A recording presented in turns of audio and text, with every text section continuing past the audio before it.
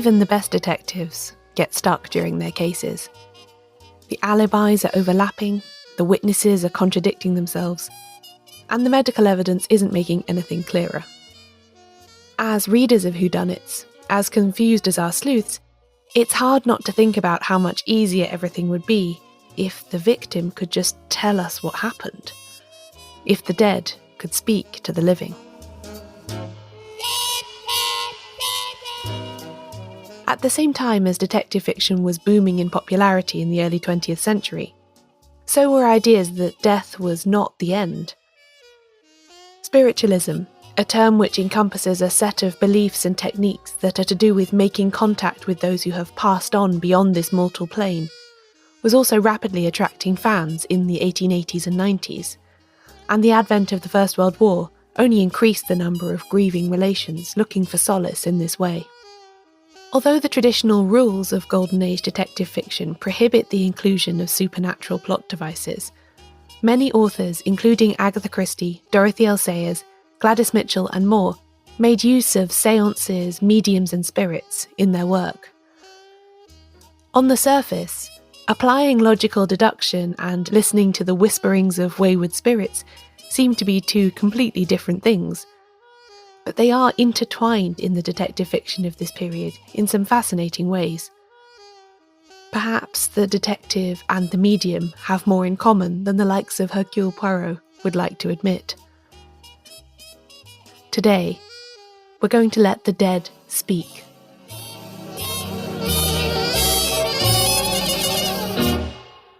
Welcome to Shedunnit. I'm Caroline Crampton.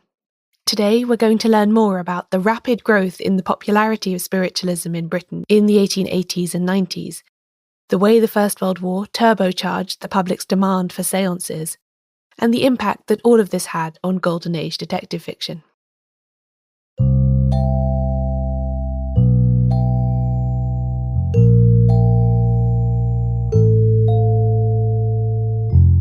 First, let's be clear what it is that we mean by spiritualism. The word itself, when used to mean the belief that the spirits of the dead can hold communication with the living, especially via a medium, only surfaced in the mid-19th century. It can all be traced back to a pair of American sisters, Maggie and Kate Fox, who in the late 1840s convinced first their parents, and then their neighbours, that their house was haunted by an invisible spirit. They could communicate with it via rapping noises, with it counting out their ages or answering yes or no questions via a code they worked out. The word spread among family friends and the wider community that these girls could talk with the dead, leading to the first major public séance of this type in Rochester, New York on the 14th of November 1849. The Fox sisters quickly became a public sensation, and other mediums began to hold their own events as the popularity of spiritualism spread. Even at the beginning, there was a strong strand of entertainment to it in both Britain and America. People enjoyed getting mediums to predict what would happen to their investments or their love affairs, as well as the more serious matter of trying to contact dead loved ones. And public séances seem to often have had a music hall-like atmosphere, although private ones might be more sombre. Spiritualism seems to have appealed to people across the boundaries of class and profession. It's by no means the case, as is sometimes assumed, that only people who had less access to education were attracted to a belief system like this. Eminent scientists, writers and politicians from the late 19th century were just as keen on it, and in many cases saw it as a way of reconciling the sometimes conflicting spheres of advancing science and religious faith. Perhaps the most famous of these well-known enthusiasts, and the most relevant for our purposes, was Arthur Conan Doyle, creator of Sherlock Holmes and a great influence on many writers of detective fiction's golden age. He encountered spiritualism first in the 1880s via a book written by an early American spiritualist, and was greatly intrigued by this account of a man able to communicate with his wife after her death. He even had a chance to participate in a few séances at the home of a patient while practicing as a doctor in Southsea. And in his memoirs he wrote that, quote, "I was so impressed that I wrote an account of it to Light, the psychic weekly paper, and so in the year I actually put myself on the public record as a student of these matters. Conan Doyle was an early member of the British Society for Psychical Research, a group founded in the early 1890s to investigate spiritualism and other ghostly phenomena with a scientific approach. It might sound absurd to us now that a man with a medical degree, who famously created a detective who believed in the application of logic and rational deduction above all else, could fall so heavily for a belief system that relied on the supernatural. But for Conan Doyle and his fellow late Victorians, it seems that there was no inherent contradiction involved. The late 19th century was a moment of huge curiosity and a sense that all unknowns could be conquered if a sufficiently open mind was applied. So many of the technological and medical advances at this time would have seemed like magic. Imagine using a telephone for the first time and hearing the voice of someone hundreds of miles away from you. In that context, is it such a stretch to believe that the spirit of someone who had died could be trying to get in touch with you?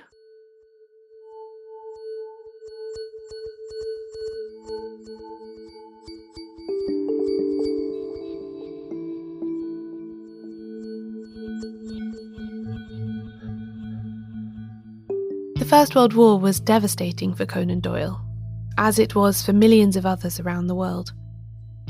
Too old for active service himself, he was over 55 in 1914, he lost at least 10 members of his immediate family to the war, including his eldest son Kingsley. By this time, he was at least 2 decades into his explorations of spiritualism, so it followed that he tried to use seances to contact his departed loved ones, and receive some comfort from the fact that they had peacefully passed on. Conan Doyle was by no means alone in this either.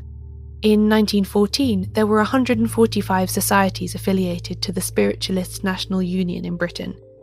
By 1919, there were 309, and by 1932, over 500, as well as an estimated 100,000 home seance circles in operation. The open support of spiritualism by celebrities like Conan Doyle and the famous physicist Oliver Lodge was part of its popularity. These men were the psychic influencers of their day. We might primarily know Conan Doyle as the creator of Sherlock Holmes, but nearly a third of the books he published in his lifetime were about spiritualism or paranormal activity. And later in life, that's what his reputation was largely built on. So much so that when Agatha Christie infamously disappeared in December 1926, check out episode 4 of this podcast for more on that, by the way, Conan Doyle was allowed by the police to take one of her gloves to a spiritualist medium called Horace Leaf to see if he could divine her whereabouts. Conan Doyle and his second wife were even said to have rehearsed their codes and signals so that they could still communicate if one of them passed away suddenly before the other.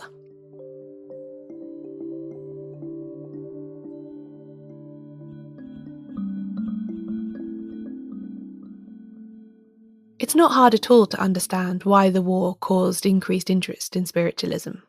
Church attendance was in decline, and for many, the idea of cutting out the middleman, so to speak, and communing with the dead directly was very attractive. In a situation where the sheer volume of carnage was frequently too great for any kind of administration, families were often left with no closure or answers as to what had happened. Missing presumed dead was a common designation when no body could be found. But if a seance could reach a spirit, happily ensconced in the afterlife, the lack of physical remains might hurt just a little bit less.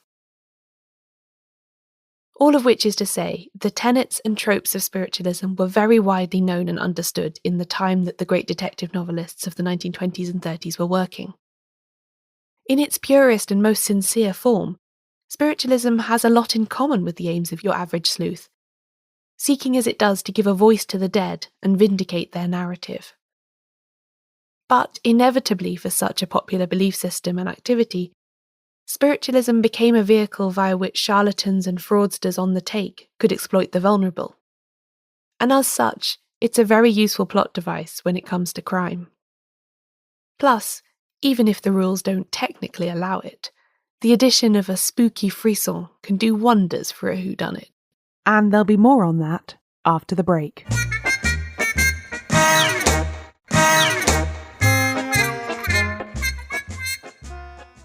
Before we get into some details of how spiritualism was used in detective fiction more generally, let's go over some basics for the uninitiated among us. A séance, meaning literally a sitting, is where a group of people gather together with the intention of contacting spirits.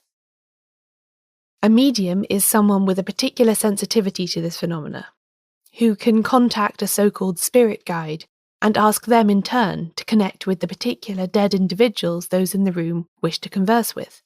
I haven't been able to find any precise gender breakdown, but in fiction at least, mediums are more often women than men, no doubt because of ideas about feminine intuition and sensibility. To have the highest chance of successful contact with the spirits, it was advisable to sit in a darkened, cold room with all the sitters gathered in a circle around a table, holding hands and focusing their minds on the goal. The arrival of said spirits might be accompanied by a dimming of the lights or a slight haze in the room, but most often they made themselves known by rocking the table, hence the nickname for a séance, table turning, or loud knocking noises. These last were the usual way in which spirits communicated. The medium would ask yes or no questions, and the spirit could knock out the answer, 1 for yes, 2 for no.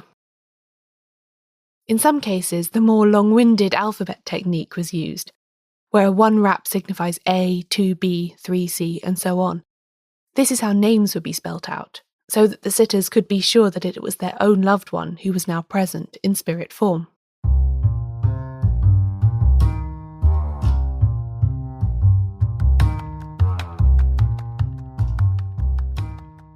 Of course, an awful lot of these conventions were developed with manipulation in mind. Professional mediums and their accomplices had ways of making sure every sitting produced some memorable effects, in order to ensure that they were asked back.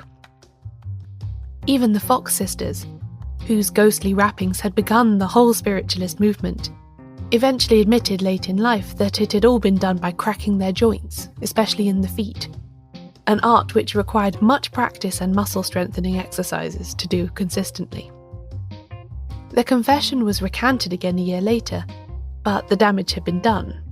Once the suggestion of fraud hung around the Foxes, their audience dwindled as people turned to other, quote, real mediums. Perhaps the best recap of the techniques mediums might use to produce an exciting séance can be found in Dorothy L. Sayers' novel Strong Poison from 1930.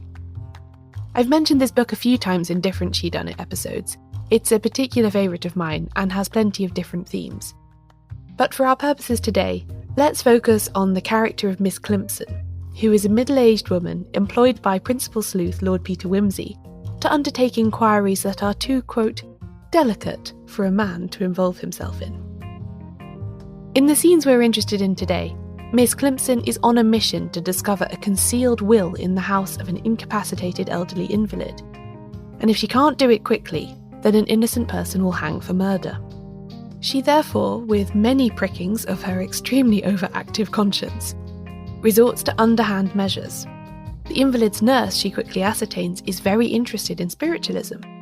So Miss Climpson reinvents herself as a medium and conducts a successful séance in order to gain the nurse's trust. To do this, she gets hold of a small metal soap box and fixes it to an elastic garter, and we are told that, quote, when clasped about Miss Climpson's bony knee and squeezed sharply against the other knee, the box emitted a series of cracks so satisfying as to convince the most sceptical. In addition, she hides a homemade wire hook up each long, wide sleeve of her black velvet rest gown, so that she can catch it onto the edge of the table. This means she can rock and turn it without removing her hands from their clasp with her fellow sitter, an important element if she is to be believed.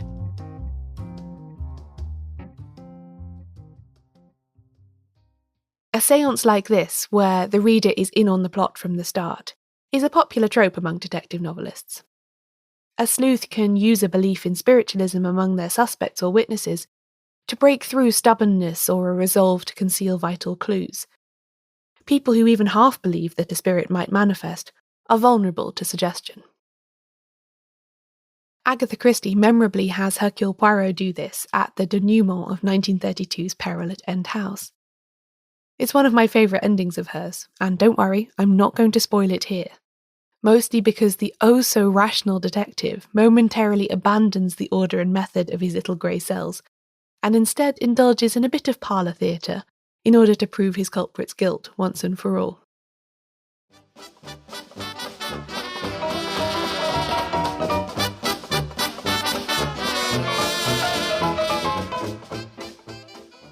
The faithful sidekick, Captain Hastings, is suddenly declared by Poirot to have, quote, pronounced mediumistic powers, a surprise to Hastings himself, who is such a steady, conventional character, and a séance is quickly put in train before anybody can object. Of course, the reader knows it's all a fake.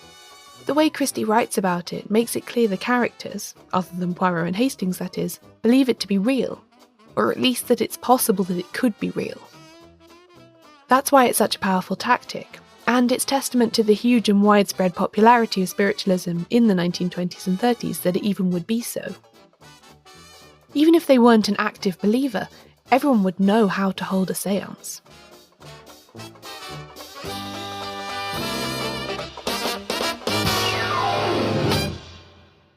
There's an homage to this scene, by the way, in Murder Most Unladylike by Robin Stevens, who was a guest on the Back to School episode of this podcast. Robin's schoolgirl sleuths, who were at boarding school in the 1930s, use a staged séance as a way of progressing their case too, although they use a Ouija board rather than relying on knocks to spell out letters, the board being left over from when they were a spiritualist society rather than a detective one. As well as being part of a grand tradition of séances and detective fiction, this is a very recognisable scene to all the former teenage girls out there who scared themselves silly with this stuff when they were at school.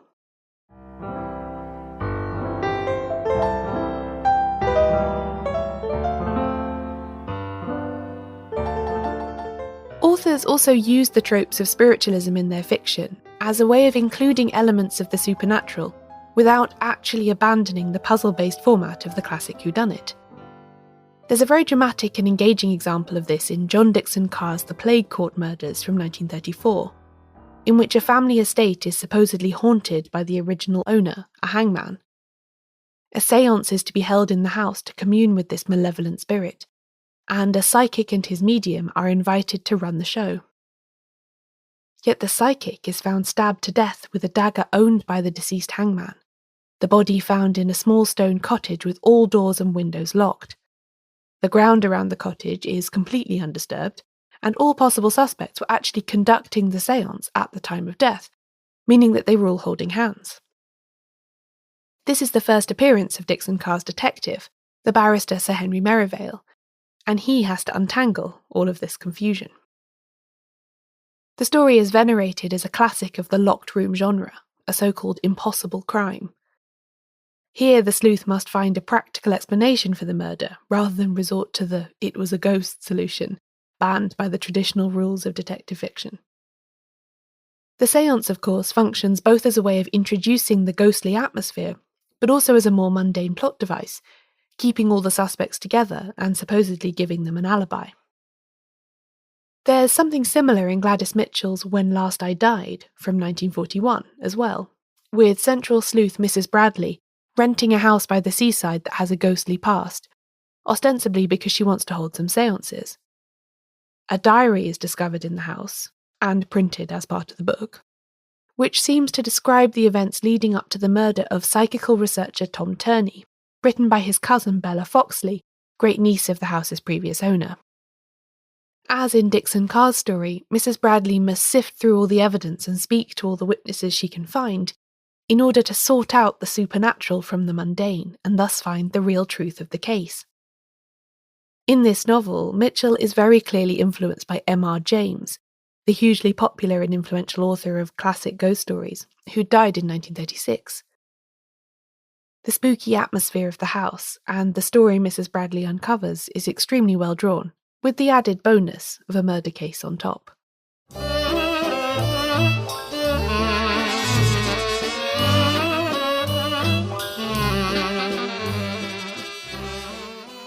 It's Agatha Christie, though, who found two of the most unusual uses of spiritualism and séances in detective fiction, I think. The first comes in the Sitterford mystery from 1931, in which a party of neighbours gathering in a remote Dartmoor village one evening in the depths of winter decide to try their hand at table turning for amusement. It's all fun and games for a while, but then a genuine spirit seems to show up and declares that an absent friend from the local area, Captain Trevelyan, has been murdered. As this all happens right at the start, it's no spoiler to say that when one of the sitters heads off through the snow to check on his friend, he finds him dead. Once again, the detectives have to work out if there is indeed supernatural agency at work, whether the spirit of the murdered man tried to contact his friends for help, or whether the seance was very cleverly manipulated in such a way as to frighten someone, or establish an alibi, or for some other purpose that cannot be easily divined. The idea of spiritual interference clouds the view of the witnesses too, making the job of detection that much harder. Christie resolves it all in a way that I'll let you find out for yourself when you read it, but she weaves the ghostly possibility very cleverly through the story, inviting the reader to dismiss the seance as a red herring, while also tantalisingly suggesting that it holds the key to the whole mystery. There's a great callback to Conan Doyle in this book too, since it shares a location and an atmosphere with his 1901 Sherlock Holmes story, The Hound of the Baskervilles, and thereby also obliquely references the author's passion for spiritualism. And as a side note, this book contains my favourite type of Christie character, the highly competent one-off female amateur sleuth. Here that role is filled by Emily Trefusis, but see also Lucy Islesbarrow from 450 from Paddington. Perhaps I'll do an episode about them at some point.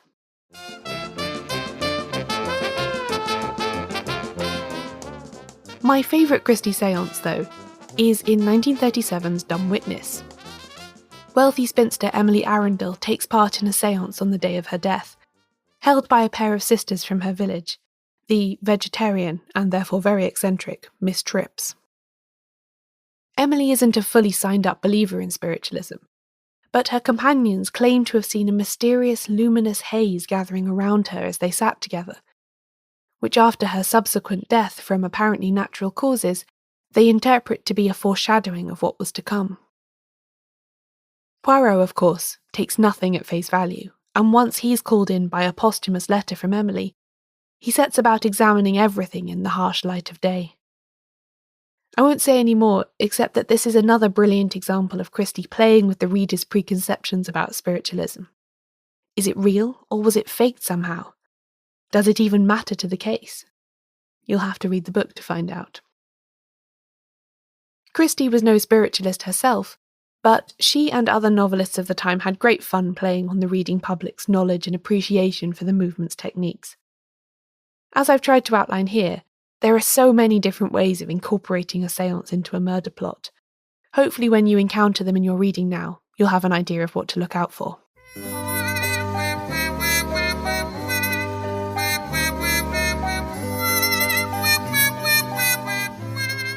That said, Christie did once step away from the supernatural ban imposed by the rules of Golden Age detective fiction. Her 1933 short story collection, The Hound of Death, is full of twisty little tales that focus on unexplained and ghostly phenomena.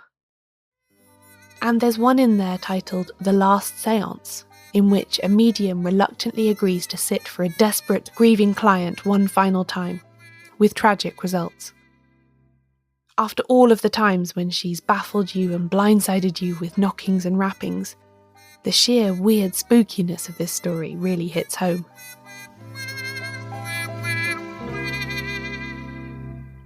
What if, it seems to say, the dead could speak to us, after all?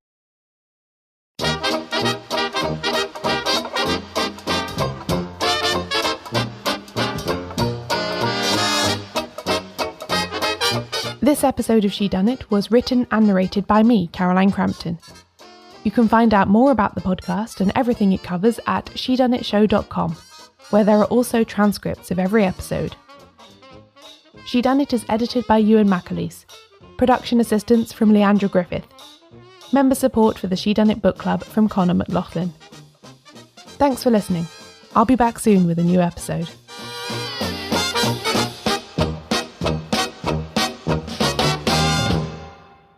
Next time on Shedunnit, Off the Rails.